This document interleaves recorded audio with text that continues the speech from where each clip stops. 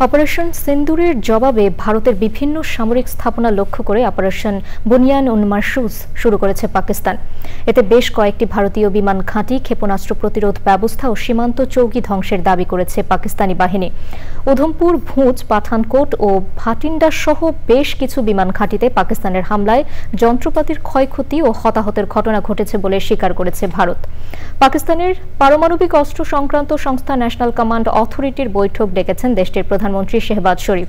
দুপক্ষকেই শান্ত থাকার আহ্বান জানিয়েছে যুক্তরাষ্ট্র ও চীন। সুলতানা হিমুর রিপোর্ট। ভারতের চালানো অপারেশন সিন্দুরের জবাবে পাকিস্তানের জবাব অপারেশন বুনিয়ান উন মারসুস। শুক্রবার রাত থেকেই একের পর এক ভারতীয় শহর, বিমান ঘাঁটি ও সামরিক স্থাপনা লক্ষ্য করে ভারতের ক্ষেপণাস্ত্র ও ড্রোন হামলা।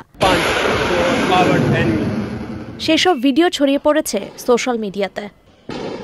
ভারত নিয়ন্ত্রিত কাশ্মীরের শ্রীনগরের বিমানবন্দরের কাছে শনিবার ভোরে দফায় দফায় বেশ কয়েকটি বিস্ফোরণ ঘটে। কাশ্মীরের মুখ্যমন্ত্রী জানিয়েছেন, পাকিস্তানের হামলায় কাশ্মীরে শীর্ষ ভারতীয় সরকারি কর্মকর্তা নিহত হয়েছেন।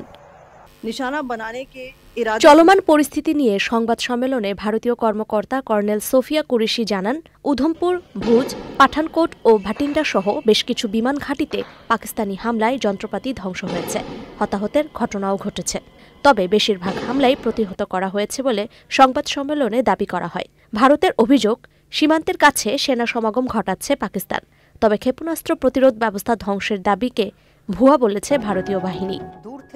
ভারতে অপারেশন বুনিয়ান উন মারসুস শতভাগ সফল বলে দাবি করেছে পাকিস্তান।